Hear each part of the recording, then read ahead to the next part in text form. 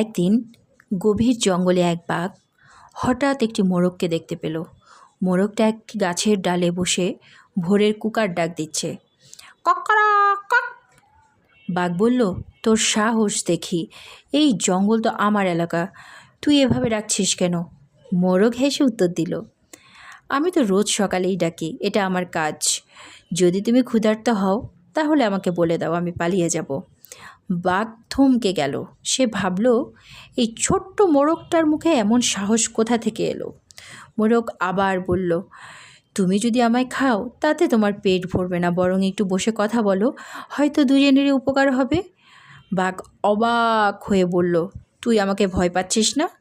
মোরগ বলল, ভয় পাচ্ছি, তবে আমি জানি ভয় পেলে কেউ বাঁচে না, বুদ্ধি আর সাহসে ভরসা করলে বাঁচা যায়। বাঘ মোরগের কথা শুনে হাসলো এবং এরপর থেকে তারা দুজন বন্ধু হয়ে গেল এবং বনে বসে তারা গল্প